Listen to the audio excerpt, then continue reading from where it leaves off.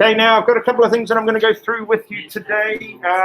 As you will have seen in said classroom, one of the things that would be very useful for you to be doing, so from now, if you haven't already, is reviewing past papers, but looking obviously at specific questions within past papers. That's one of the key things that would be very useful for you to do. Now, hopefully I should work it out right. No. We got these photocopied, which did not make me particularly popular in the photocopy room, but that's all right. That is one.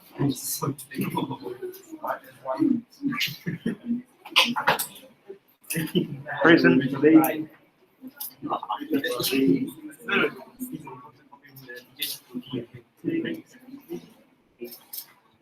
Now, some of you might be familiar with this. This is a very UK-based system.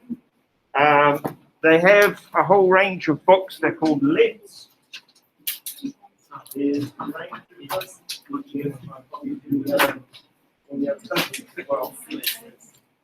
They're revision guides, yeah? So before we got last year, the end of last year.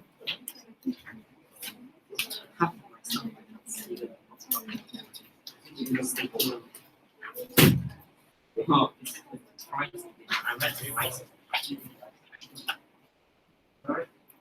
So we bought one towards the end of last year. We had it photocopied. Now it's been photocopied, so some of the photocopying may not turn out great. Hopefully it's, and where the staple is, like, you know, cut into some of the words and all of those sorts of things. You already have. It is a useful book. These are.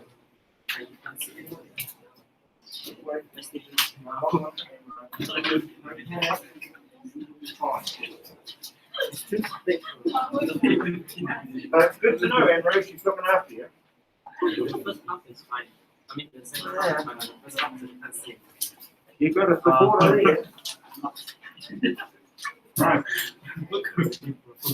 Okay, so again, just an extra revision guide for you for free. Right. Okay.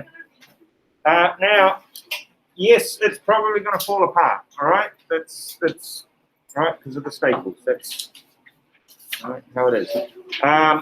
What a suggestion might be is that you might like to put it into like a ring binder. Okay, that's an option. Or depends on whether you're going to write on it. You know, I would write on them, annotate over the top of them, highlight the key parts in them because it's a photocopy, so you can. Yeah. All right. So a ring binder like those sorts of ones is possible, or if you don't, you just want to read the thing, then you could be using these sorts of clear files and slide them in and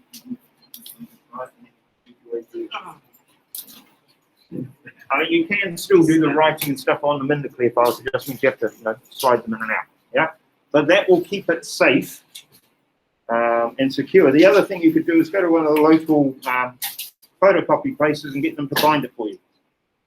Put it in a ring binder. Yeah, that doesn't take very long at all. So that's there. So that's for you. All right, free. Fantastic. Now I have another gift for you that I will be giving out now.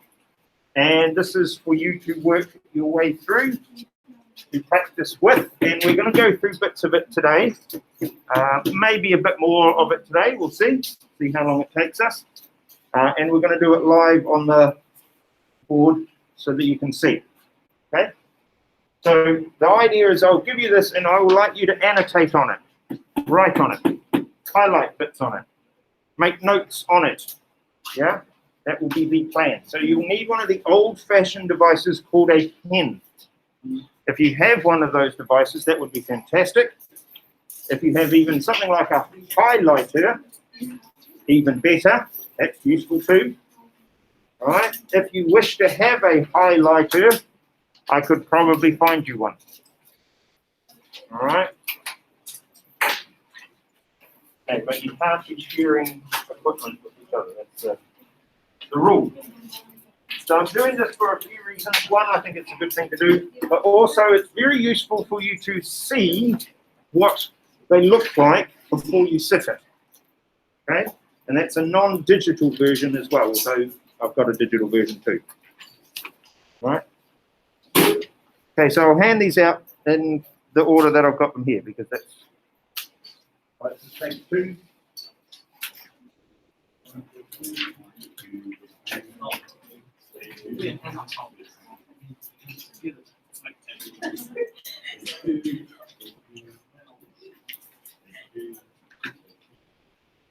I'm gonna get stuck on this.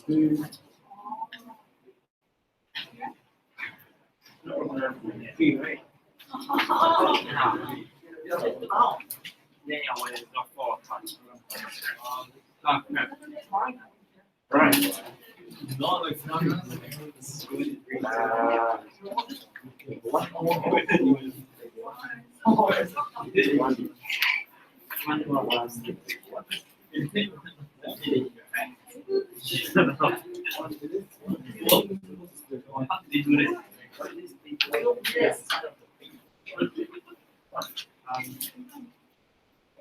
I wish I could do it for mine. Right, now, the papers you have, I have currently handed out, you will have noticed they're the real thing. All right, they're the ones you will get. Okay? The reason why I have so many of them, as you can probably work out, is that last year's exam was cancelled because of the virus. So last year's Year 11s didn't sit their exam. Okay? So these are the papers they would have sat. Does that make sense? Which does mean, because there was fewer of them in your review, that I have photocopied more of them for you. So you've got paper ones. You've got paper ones. You've got paper one. You've got paper one. You've got paper one. Actually, I want to stand on CV.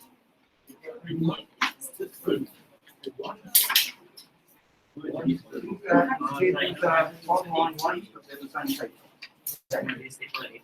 So these are slightly the online version.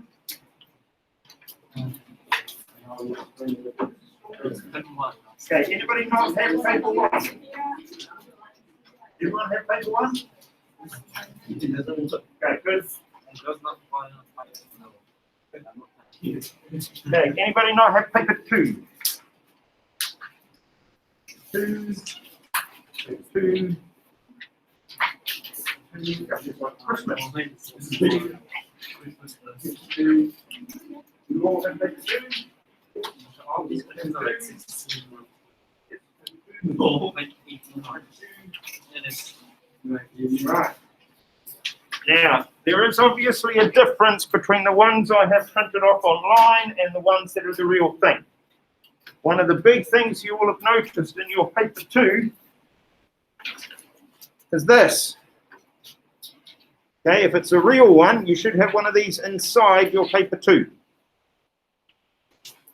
All right, this is called an answer booklet.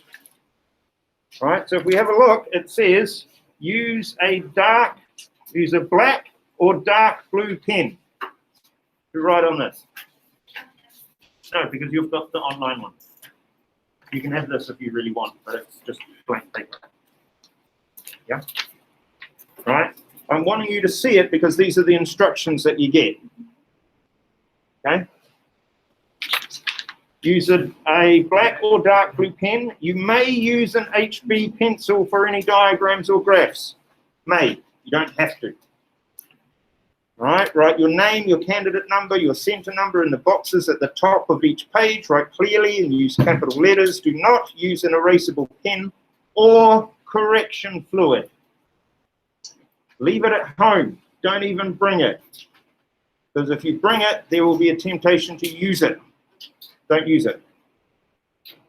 We clear on that one? Right, and the pens are black or dark blue, not fluorescent pink. Okay, yes, a student did attempt to write in fluorescent pink one year and gave the examiner, which was me, an awful migraine. I've got to say that, under a fluorescent light, trying to, no, it wasn't good. All right, Now, it has other things here. It says don't write on barcodes. Write your answers in this booklet. So when you get your paper 2 in the real thing, you'll get a booklet like this. That's where your answers go, in here. Yeah? In here. Where it says answer booklet. Now, I know that sounds obvious, but you will be surprised to know that some learners don't understand that, and that's a problem. Okay, when they start trying to write their answers into the actual paper 2, oh no, I can't, I've got to write all, yeah? If you run out of space in here, which you're likely to do, you ask for more. Can I have some more paper, please? And they give it to you for free. So always ask for more paper. Always. I don't care if you don't use it. Ask for more paper. Right? Have a piece of extra paper next to you so you can do some planning. Yeah, right. Write the number of the question you are corresponding to in the margin. If the question you are responding to contains parts, for example, 1A, write the question part in the second margin. Do all of your rough work in pen and the answer booklet, cross out anything you do not want them to be marked. Do not tear any part of this booklet out. You must hand in all work. That includes your working out. Everything gets collected in. If you don't want it to be marked, you put a line through it. Now, are there any questions on that? That makes sense? Okay? Because trust me on this, you do not want to be the one learner who can't figure this out and starts, where's the paper? What do I do? All right? It adds to your stress. Remember, you don't have reading time in your exam. As soon as your exam starts, you start. All right? The IB learners get 5 minutes of time, additional time, where they can sit and read and look at the questions and have to think and which one am I going to answer and how am I going to do it, and make some plans. You don't get that. All right?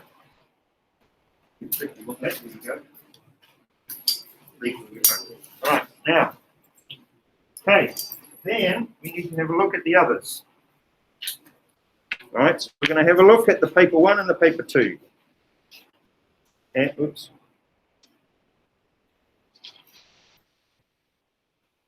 Let's see how we get on. Right. So which one do you want to have a look at first, paper 1 or paper 2? I've got a vote over here for paper 1. Who wants to have a look at paper 1 or paper 2? Go on, it's your time. What do you want to do? 2. Got a couple of votes for 2. 2. Okay. 2 sounds good.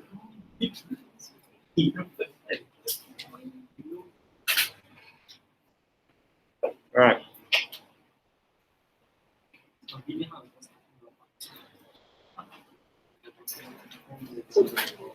Okay, so if we have a look at paper 2, here it is. Oh, there we go. Where's the rest of it? There we go. Why is it? Oh, okay, well, we'll do it that way. All right, okay. So let's scroll through. So very first thing, you get the paper, you're going to have a look at the instructions on the paper. So, again, highlighters, useful, pens, make notes, whatever you need. So the first thing you need to check that it is the paper 2. Right? It is economics, it is 0455. You need to make sure all of those are correct. That can be done quite quick. Now, over here it has the exam code, it has the year, it has how long you're going to have to spend, you have in total for the exam. Now, some of you might have extra time, but strictly speaking, that's how long you have. So that's your tool to work out how long to spend per question. All right? So, in total, you're going to be answering 4 questions.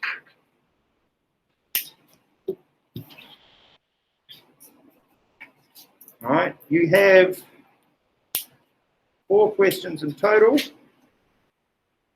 you're going to have to answer one question from part A. One. There is only one question in part A. And you answer that. The whole thing. All right? Then, in your part B, you answer 3 questions. So there is the 4 questions that you need to have answered. Does that make sense? Now, in part B, there will be a choice. You will have to choose which question to answer. But you need to answer 3 from part B. Follow the instructions. If you need additional paper, ask for the paper, and note, you may use a calculator. So there's a chance for you to bring a calculator just to help, because sometimes it's just that mental help. Yeah, you may not need it at all.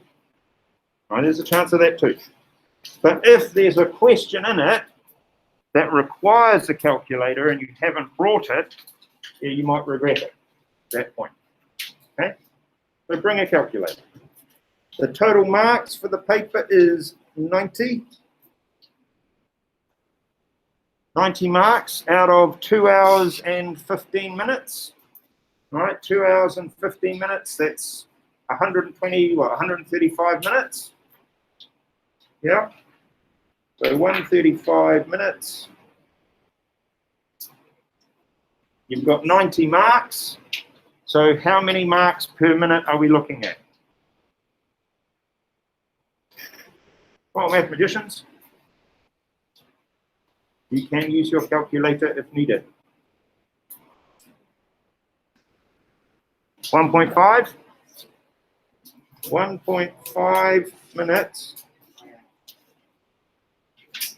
per mark.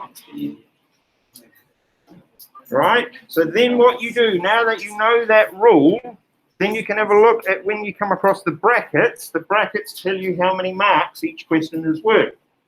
So then it tells you how long maximum you need to spend per question. Yeah? And we're going to have a look, and there's some tips that I can give you, right, as we go through. Now, the very first thing that happens in this paper is that you're going to get scared by question 1. That's the very first thing that's going to happen, and I know it will. Okay? Question 1 tends to be the scary question. So let's have a look at it. All right, for those of you playing the game at home, the website here is teacherflyme.com, right, which I use quite a bit, because other than some of the other online sites that you can download past papers from, Teacherflyme does them really well. It's very clearly laid out. You can just very quickly download them, and they're yours. You can also take parts of the papers, right, do screenshots of the questions, all of those sorts of things. Okay, if you don't want to download a whole paper.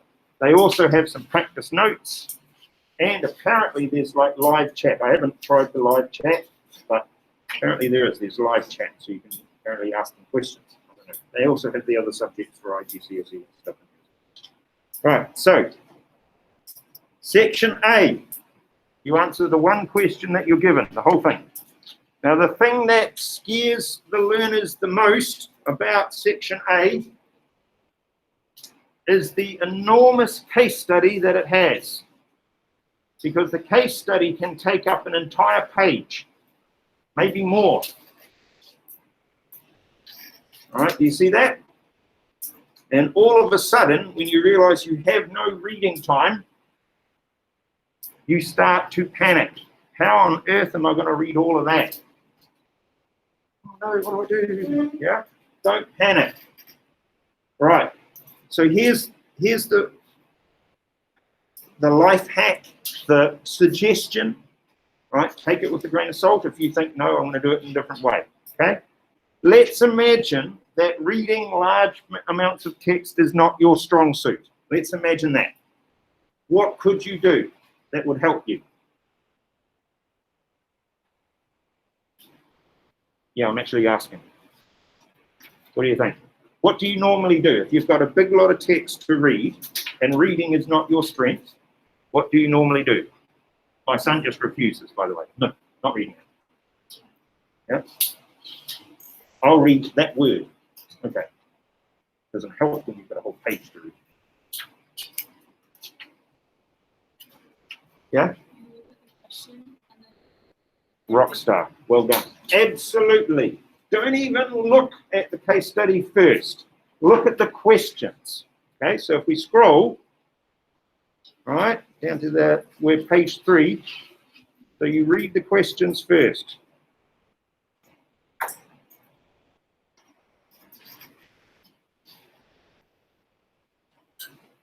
Okay. Now, having a look at the questions, let's see. Answer all parts with refer to the source material in your answers. So that means you have to refer back to the source material, that big case study. So that's okay, because if reading is not your strength, and it isn't for everybody, okay, then what you do is you answer the questions, and then as you answer the questions, then you're going to look for the information in the case study. And that will speed up your time, because what happens in an exam is learners will sit there and they'll spend 5 to 10 minutes just reading the case study. That's an awful long time, and it's a complete waste. Okay, don't do it. Okay? So the very first thing here, now you're not going to know a lot of the words and the terminologies because we haven't covered them yet, okay? But firstly, let's have a look at the format for this question. Okay, so you've got 1 mark, 2 marks, 2 marks, 4 marks, 4 marks, 5 marks, 6 marks, 6 marks. All right, generally speaking, it's always that. Sometimes they make a slight change here and there, but not necessarily too big a change. So it's generally speaking always that way. So then you can think about your timings. You've got 1.5 minutes there. You've got 3 minutes there, 3 minutes there. What's 4 times 1.5? 6. You got 6 minutes there. 6 minutes there. 5 times 1.5.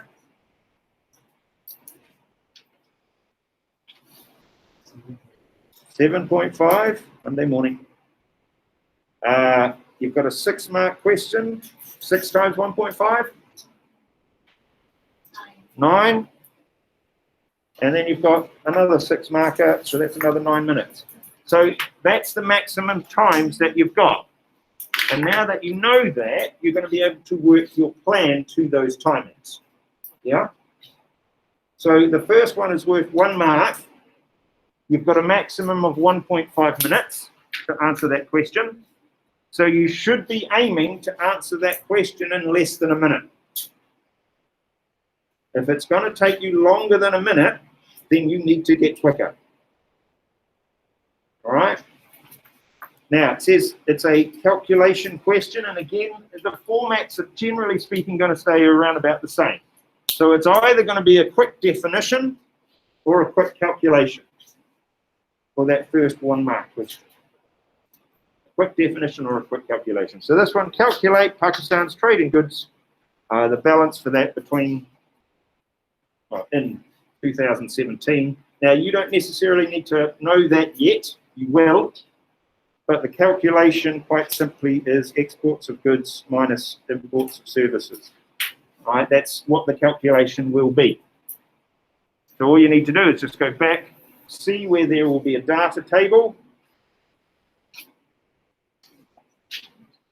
Pakistan, look at the difference there for 2017, and it's just exports of goods minus imports of goods for 2017. So it's just that information there.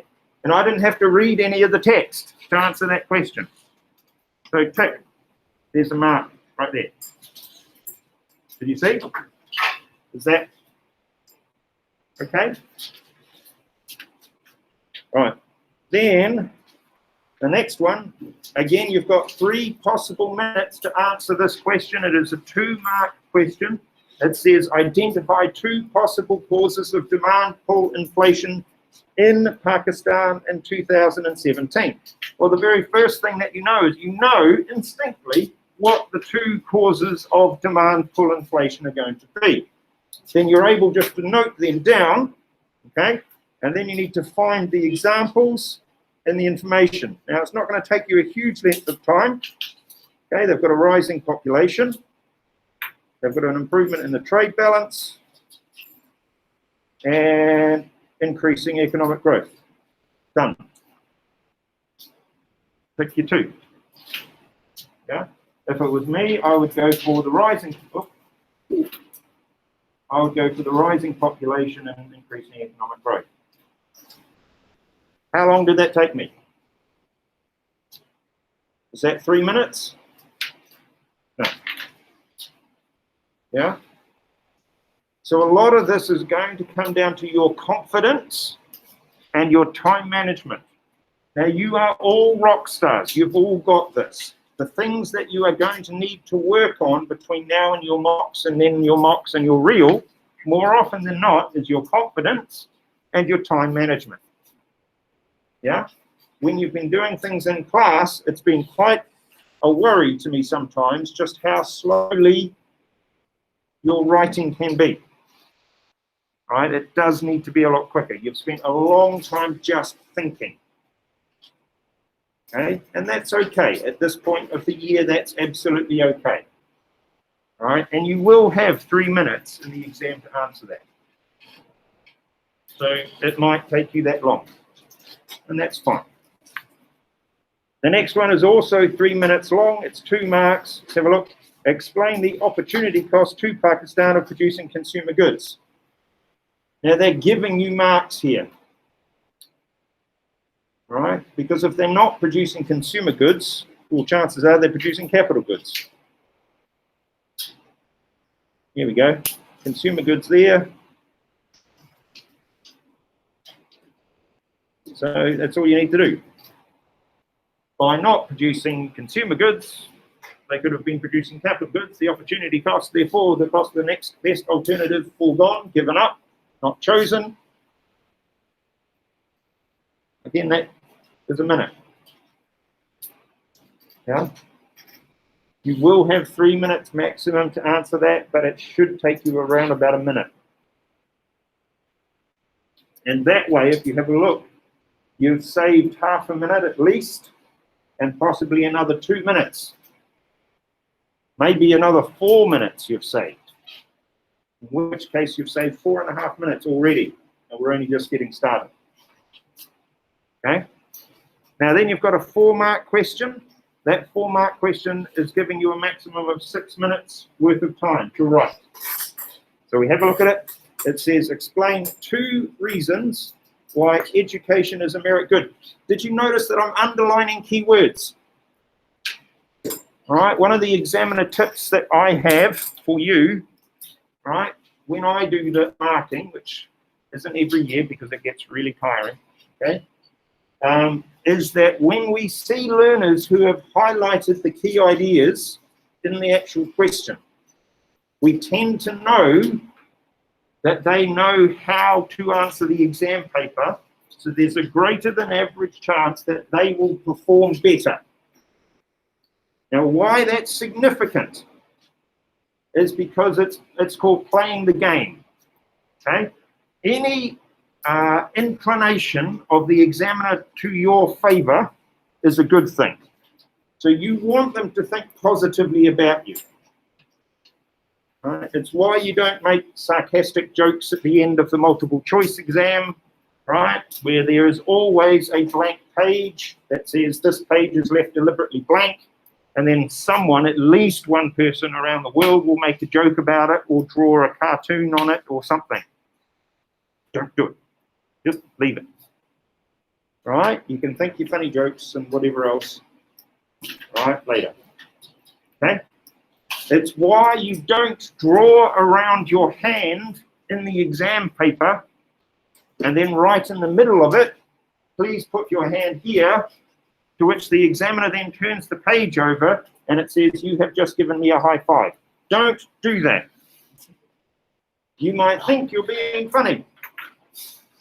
but it is more likely you're just going to annoy the examiner. Okay, and yes, I had a learner who decided, because the exam question was about animals, it was about property rights, market failure, and animals, okay, and, you know, like overfishing in the seas and all of those sorts of things, right? And so they decided to write as many animals as they could as their answer, alphabetically, which is quite clever to do. Right, good trick, yeah? And they just kept writing whole pages of animals. Then at the end of their pages of animals, they wrote, ha, ha, ha, this is my last exam. I am now finished. All right, then it said, my name is, and my cell phone number is. Needless to say, the exam board was not happy, and the exam board got in touch with them, and the exam board got in touch with the school and told them off. All right? They didn't pass, by the way, not when you're writing like that. It was the same learner who did the hand, who also did the animals. Yeah? They just gave up. They just, no, I can't do it, so I'm just going to be silly. Yeah? Right. Okay, analyze why the children, oh, sorry, here we go. 2 reasons why education is a merit good. So you've got there, you're going to define a merit good.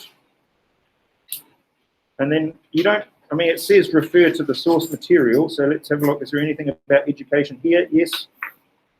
Raise educational standards. Opening low-cost schools.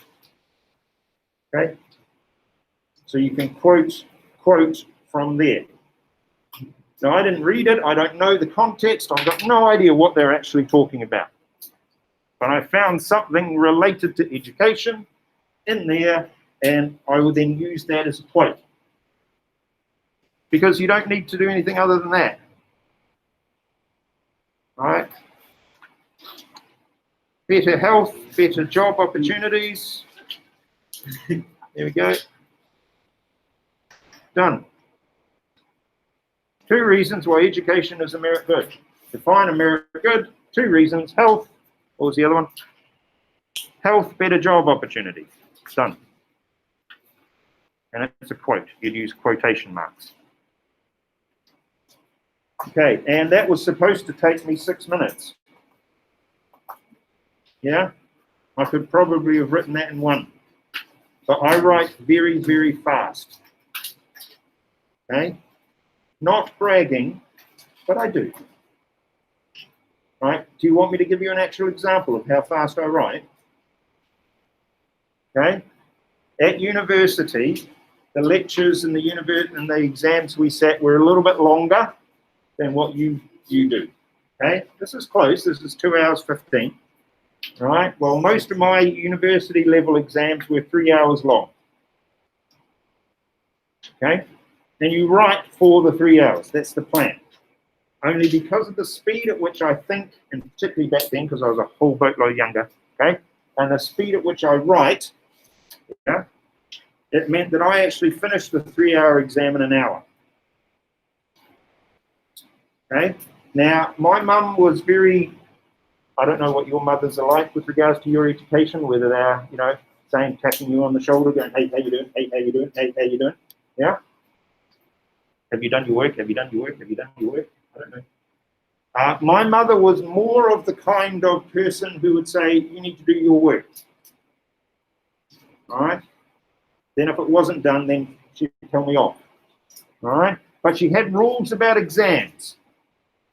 And the exam rules that we had in our house was that you stayed to the end of the exam. Because in New Zealand, the technical rule is once you're finished, you can leave. So we had a learner at university leave after half an hour of a 3-hour exam. I almost remember what her name was. I think it was something like Bridget. She was from Holland. She used to wear clogs for the lecture. You know what a clog is? The shoes, the wooden shoes that Dutch people wear. And clop, clop, clop, clop, clop. That's what I remember most, sitting in a 3-hour exam, absolutely deathly quiet. And then, clomp, clomp, clomp, clomp, clomp, and she left the exam. But no, I stayed. Okay? After finishing the exam in an hour, I stayed right to the end. Because Mum told me I had to. And I read and I reread it and I read it and I reread it and I added extra bits and then I reread it and I added extra bits. Yeah? Because that's what I would do. Right. Now, D says analyze why, so the command word is why, the children of poor families tend to receive less education than the children of richer families. Now that's an economic development question. So again, that's a topic you have not come to yet, but you will. But it is a relatively straightforward question to answer. Okay, and you know this, you're sitting in an elite international school where mum and dad get a bill for your education fairly regularly.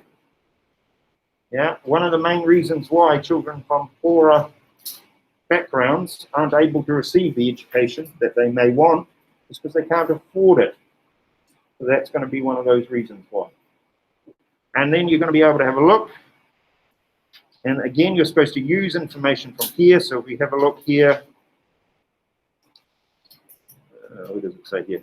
Yeah, about, again, it's that idea of low-cost schools, the dropout rate,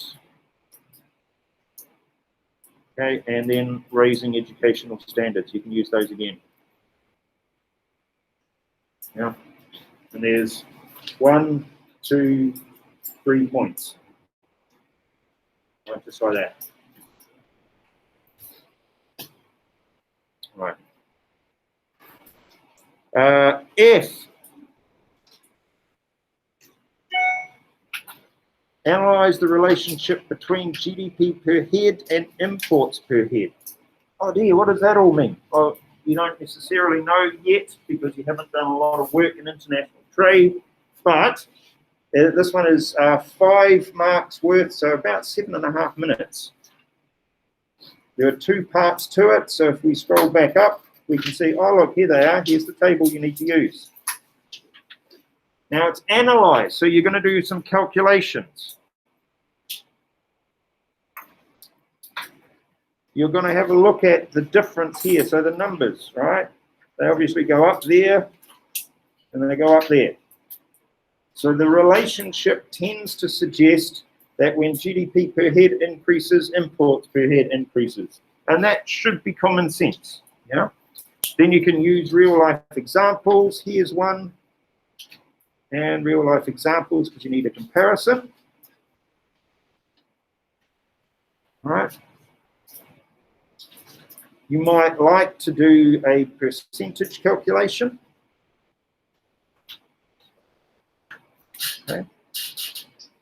Possible to do, but more likely you're just going to be quoting with examples and talking about the lower income countries with less GDP per head having less imports per head. Per head, we remember, that's per population. So you could talk about bigger GDPs being divided by population size. So there could be an argument about population size. Okay. For example, it would be interesting to put China in the midst there. Because China's got like a bazillion people in it. Okay. And not quite a bazillion, maybe a bit less. Yeah.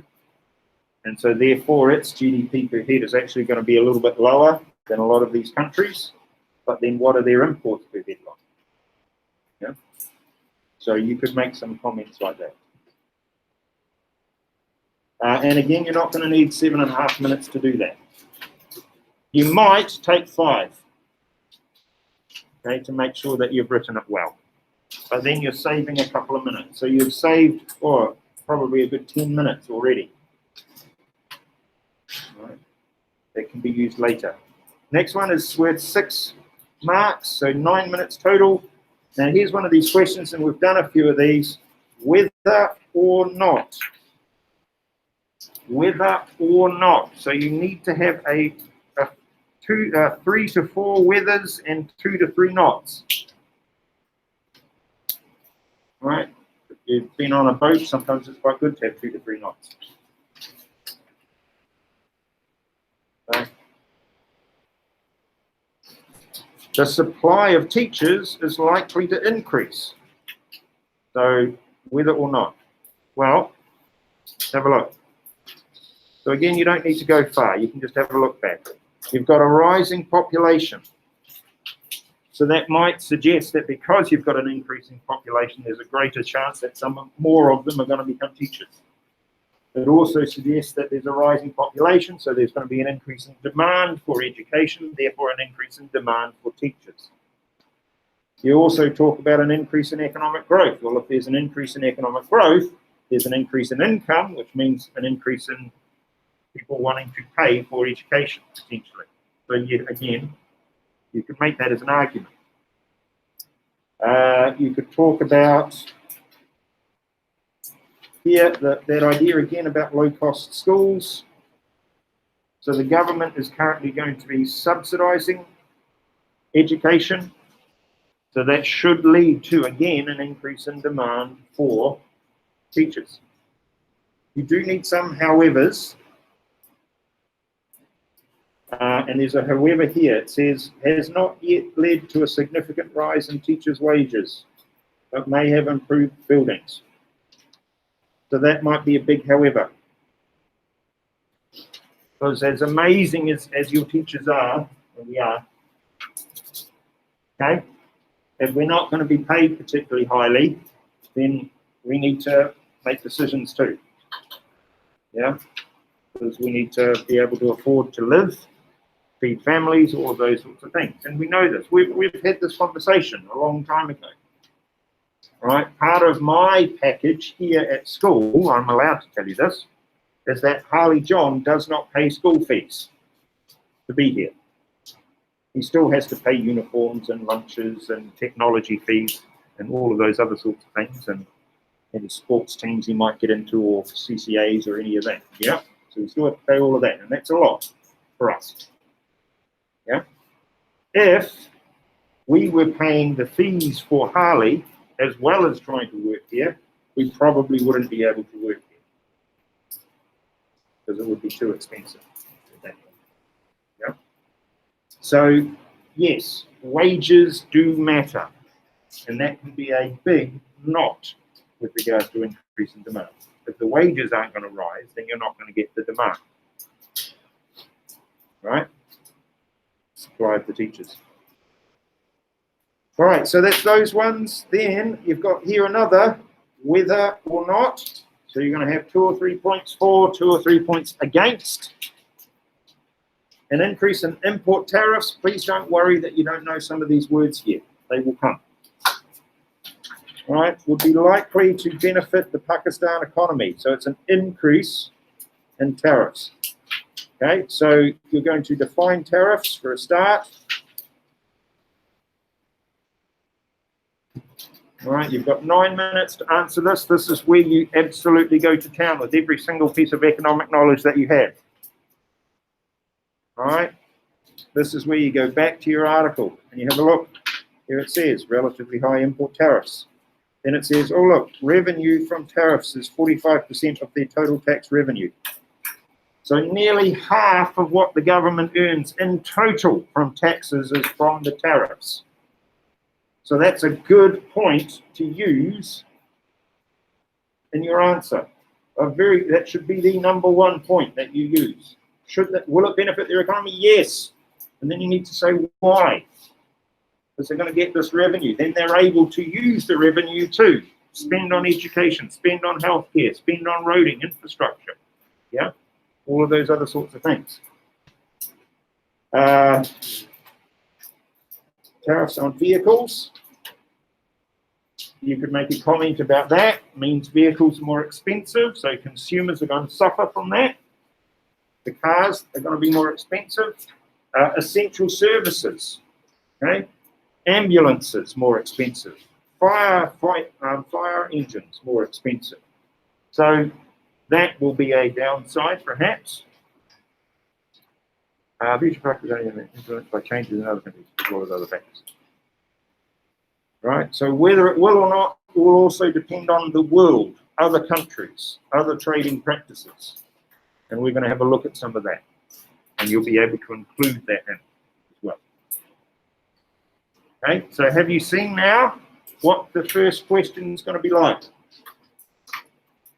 And as I said to you, it does scare students because they see all of that writing and go, oh no! And then they quite literally do spend 10 minutes just reading that. And when they read it, they try and work out what the words all mean. You really don't need to. But you may not read the entire thing at all. Yeah, you might want to. Okay, now, then you get to section B. Now, section B, you're answering 3 questions in section B. Now, there are going to be more than 3 questions, so this is where you have to make a choice.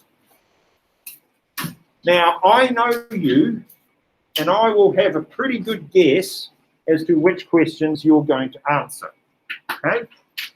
There's always 1 or 2 who surprise me and pick questions, and I go, why did you pick that one? Okay? And it's usually for particular reasons that we'll get to. Okay. Each question is introduced by stimulus material. In your answer, you may refer to this material and or other examples. Right? So that's where we've discussed real life examples. You can put them in. And remember what I said about playing the game. If you start using outside examples in your answers, the examiner is going to look at it and go, wow, rock star, fantastic. Yeah? Okay. Okay, so let's have a look at these. So you've got to do 3. So there's 2, 3, 4, and 5. Okay? And you have to answer 3. So there are 1, 2, 3, 4 questions, and you answer 3. So one of those questions you do not have to answer. Does that make sense? Now, here's the track for young players. Because when students are reading this and it says, answer any 3 questions, sometimes, not every time, sometimes they read that and go, oh, I only need to answer A, B, and C. They do. And I had one learner in Thailand who only answered A. But they answered A from question 2, and then they answered A from question 3, and then they answered A from question 4. I've answered 3 questions. Yeah, they didn't do very well. Not only that, but they did it twice. Right? They did it in 2 mock exams. Right? They did it in their mid-course exam, and I told them off. And then they did it in the real mock exam. And I then told them off again for doing exactly the same thing. Right? I don't understand. No, but it's 3. He did understand. He was just... Right, so if we have a look at these, now, again, here's what you do. Some learners are going to spend, again, too long reading the case studies. So what could you do? Same strategy as for question part A. Look at the questions first. So let's have a look at questions for 2. Define external costs. Explain to it. Oh, sorry. Apologies. Backtrack. Right. 2, 4, 6, 8. Who do we have to? Right. That's the format, more or less, for everyone that you're going to have. The 2, the 4, the 6, and the 8 of section B. So again, time-wise, if it's a 2-mark question, how long do you spend on a 2-mark question? 3 minutes. 4-mark question, 6 minutes.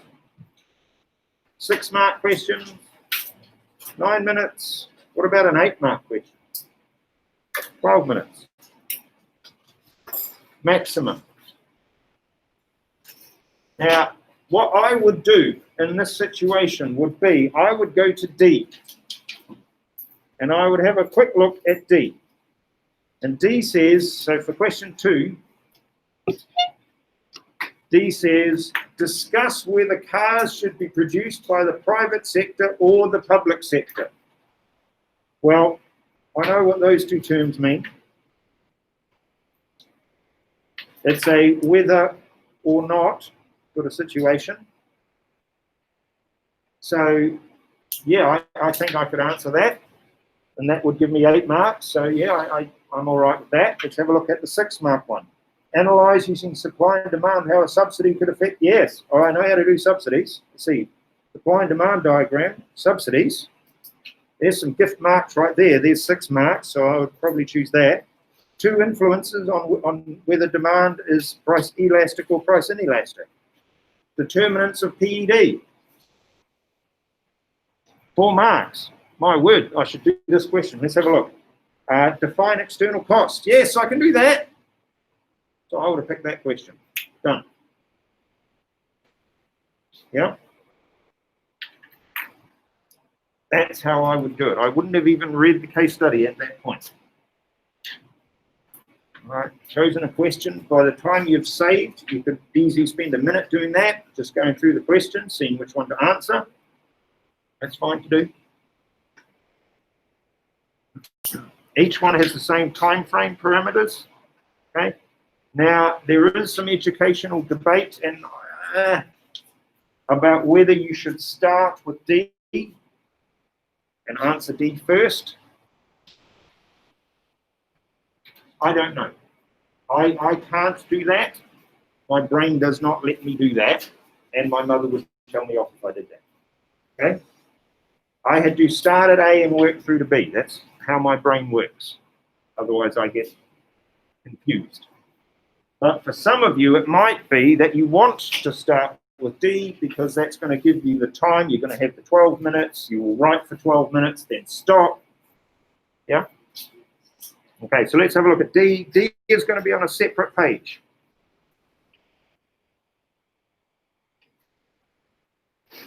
Don't finish C and have a little bit of space at the end of C and then start D. No.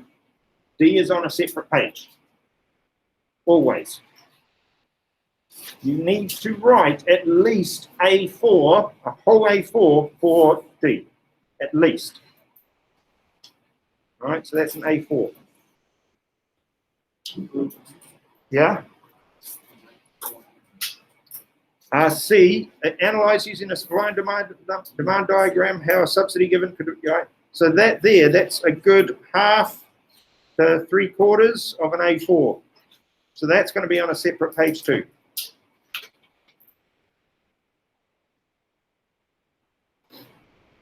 So both C and D are going to be on a separate page. Right. One of the really good reasons for doing that, again, is it makes your marker's life a whole lot easier because there's a clear distinction between the answer for this question and the answer for that one. All right, they don't have to go, hold on, what are they writing about here? Oh, I see, this is part of this question, which is, yeah? I'm going to show you in a minute what it's going to look like so that you get this as an understanding. Yeah, A and B. Yeah, A is a definition, and then this one's an explain. So theoretically, they could be on the same page. You could.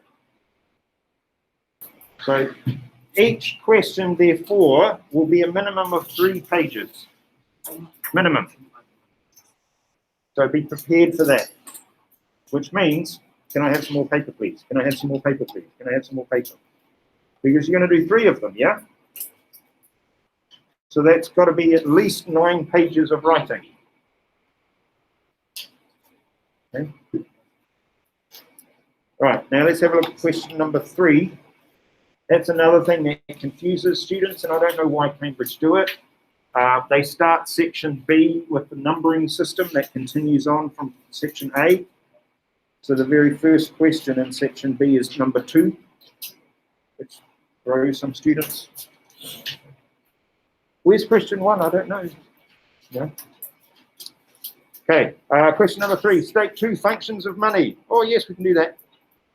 Two advantages banknotes have as a form of money. Wow. Influences on the mobility of workers. Oh, exciting. Discuss whether or not a central bank should raise. Oh, yes. Woo! Man alive, that'd be a brilliant question for you. You could have pre-written that before the exam. Yeah, just whacked it in there. Done. Whether or not a bank should increase its rate of interest. So you'd be defining. Define. And then you'd be doing the whether or not. Raising interest rates, increase. Impact on consumption spending, impact on investment spending, impact on GDP, aggregate demand. What happens if they don't? All right. Now this actual one is about Singapore.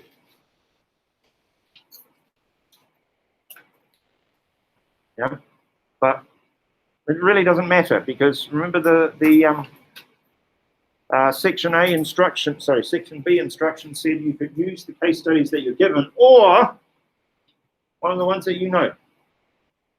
So you could either talk about Singapore or you could talk about Malaysia or Uzbekistan. Yeah, so long as you're answering the question.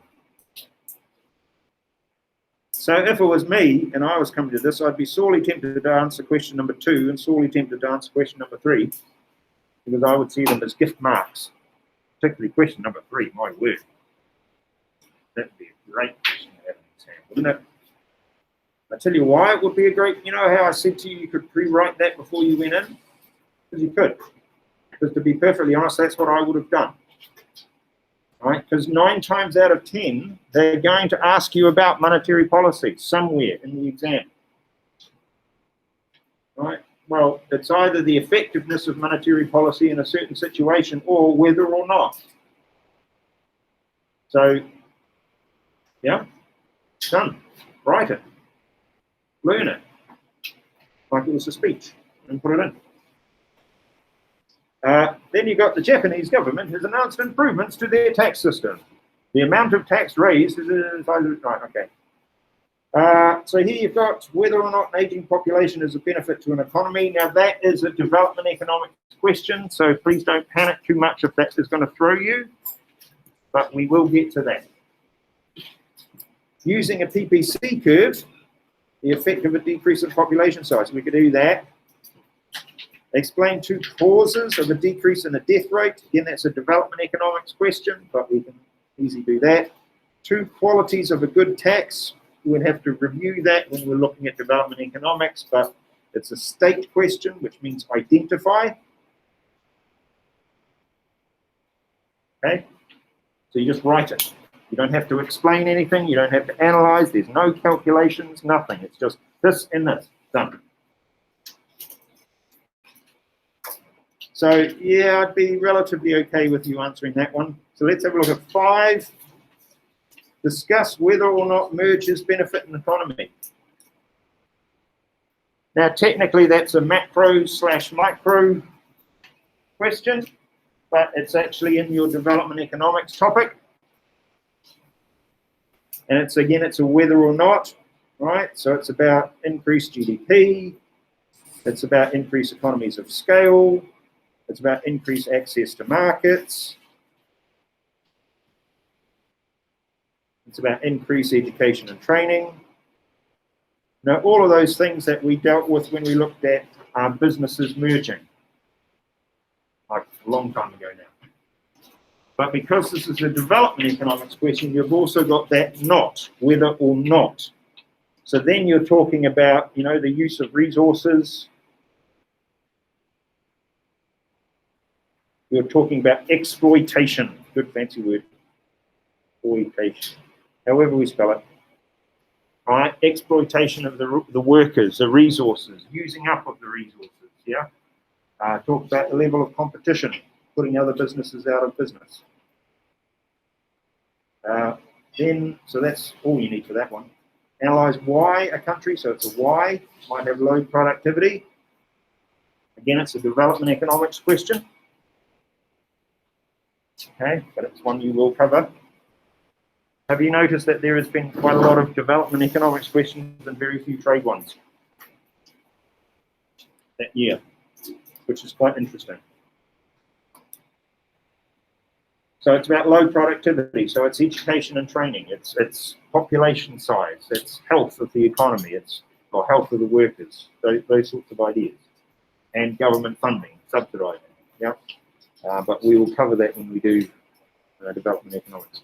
Explain 2 fiscal policy measures that can be used to reduce policy. We can do that. Done. Okay. Investing in infrastructure, investing in education and healthcare.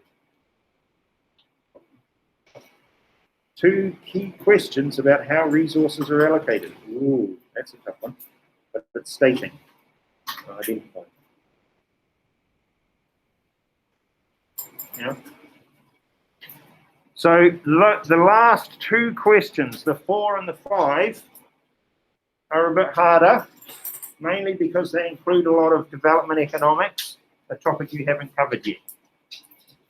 They're not impossible. Yeah.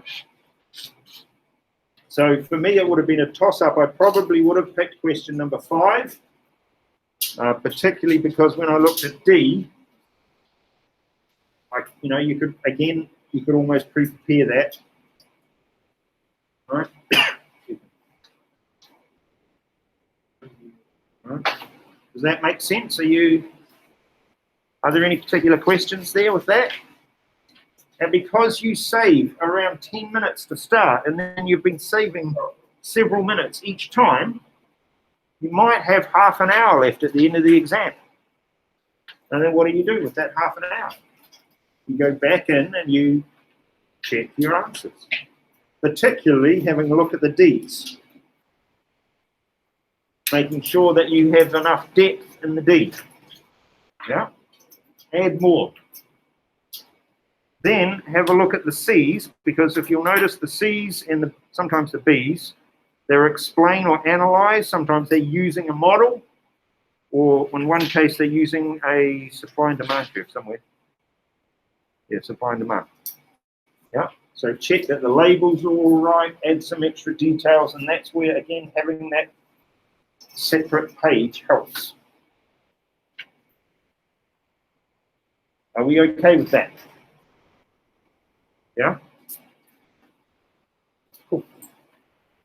Now that's how I would break down that particular exam paper. I was actually a bit disappointed they didn't get to sit that last year.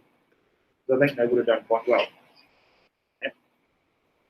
I mean, they did well in any case, but they would have done quite well with doing that. Now, okay. So I did that, I went through all of that. Any other questions on paper 2? Now your paper 2 for your mock is then, your paper 2 is going to look as close as I could get it to that. That's what it's going to look like. The only difference being, it's not going to have any development economics questions in it. Okay? It equally will have very few international trade questions in it because you haven't done a lot of international trade yet. So it's more likely to have multiples of the other sorts of questions asking the same sort of thing. Right, so practice the questions. Okay? Okay, pre-prepare answers and learn them.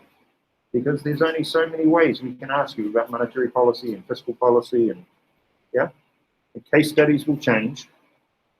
Yes, absolutely true. All right, now the other paper you've got is paper number 1, which is your 6th of November. Please note that when you sit it for real, they're around the other way. Right, when you sit it for real in June, right, you sit paper 2 first. Then about a week later, you'll sit paper 1. They don't do them in order. It would be nice if they did. They don't. Right? One year there was an entire month in between paper 2 and paper 1. Yeah, they didn't do very well that year. Okay. Right. So again, just having a quick look at the format before we finish here, and then we can pick this up again later. Now, all right, you will have a multiple choice answer sheet. They give that to you. That's where you put your answers on it. Okay. You will need an eraser and you'll need a soft pencil, B or HB. Have it ready. Have several in case one breaks. Yeah. Oh, it's broken. Where's my pencil sharpener? And then sit there for 5 minutes sharpening your pencil. Yeah. Just grab the next one and go. All right. Now, as you know, there are 30 multiple choice questions. You will have that in your mock as well.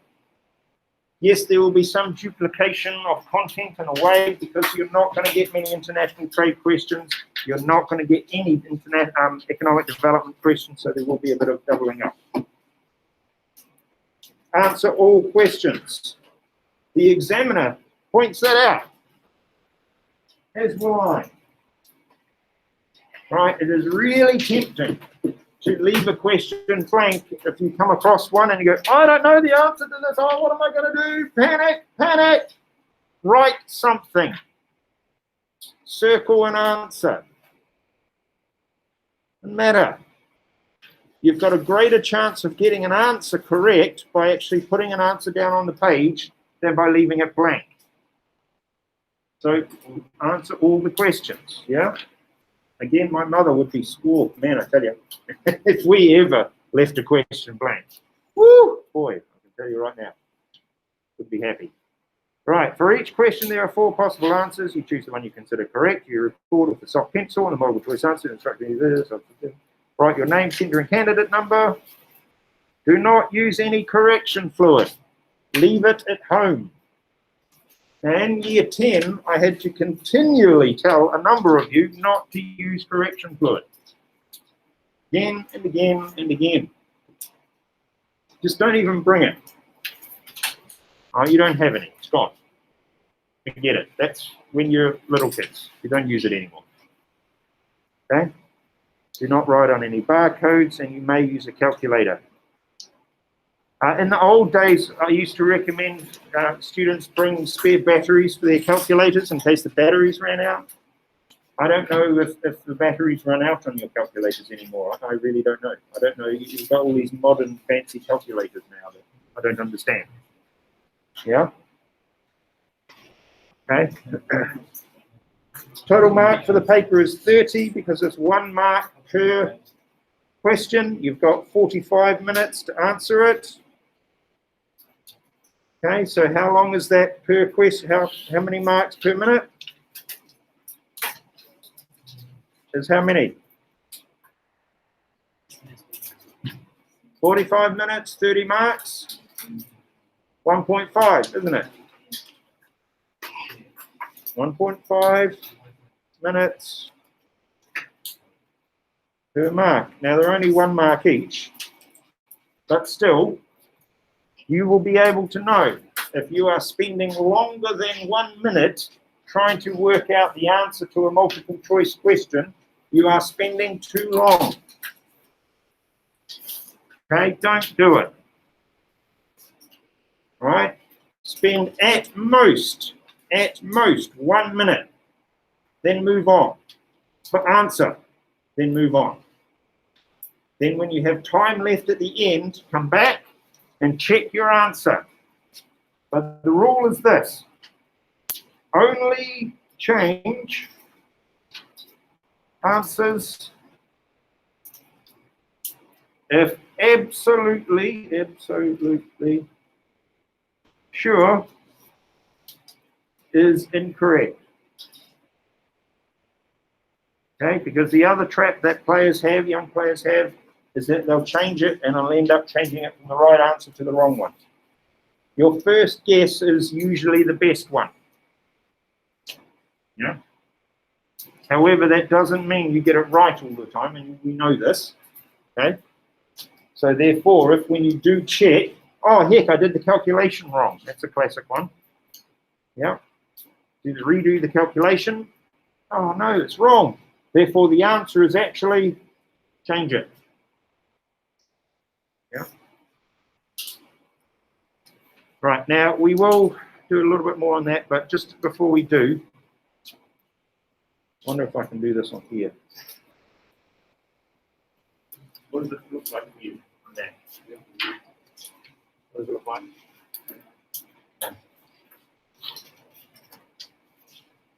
Right, so I will.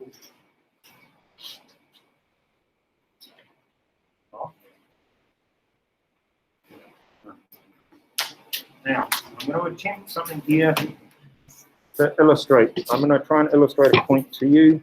See if I can pull up a random document or two. Oh, that'll do. All right. Okay. Can you, oh, not up there. Sorry. Let's try this one.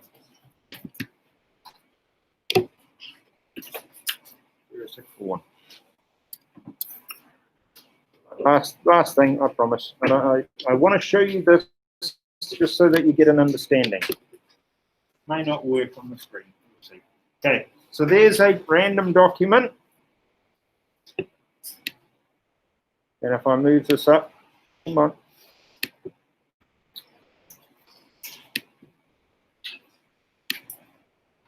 Right. Okay. Cross, cross, cross. Then if I do this.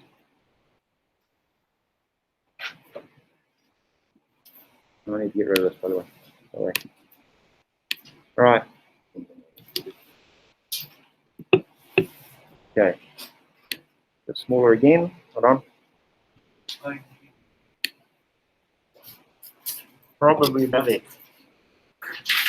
Now, how easy is that for you to see and read? Admittedly, it's on the big screen, so that probably helps. But if you're an examiner, that is pretty much what they see of your work. Because all of your paper gets digitized into the computer, and it turns out like that. Right? This side of the screen over here is the marking controls. So ticks, crosses, I don't understand this, underlines, whatever. And then there's another button that they will use when they want to add a comment. Yeah? Okay, and then submit, and then it tracks it down that way. So all of this real estate here on the screen is used up by the software program that they use for marking. Why that's significant for you is when you are writing in your exam, remember I talked about the different pages, okay? If your writing is then I've got to then go back to this page to try and find this answer, then the examiner, oh, hold on, where is it? Yeah? It's this big. All right? If you're drawing models like supply and demand or PPC curves, and they're like tiny little wee pen marks on them, yeah? The examiner's got to try and figure out what's going on. If you're writing in pencil for those diagrams, and it's so faint that it's hard to pick up. Now, did the curve shift? What's the label say? Has he shown that? Yeah? You've got to try to make it as easy as possible for the person to mark. Yeah? So when you draw the diagrams, make them big. Make them about a quarter the size of the page. You've got paper. Please don't worry about running out of paper. They will give you more. Please don't worry about how much you are writing. They will give you more paper. Oh, I need to write really small so I can fit inside the booklet. I've had that too. Yeah, believe me when I tell you, it is really hard to mark when the writing is all linked and it's very small. Yeah, and it's that big. All right, okay, ladies and gentlemen, we'll stop there. We now have some new pink stuff. Desk cleaner, hand cleaner. Yes, I need to get all of these. Have a fantastic day. Thank you very much.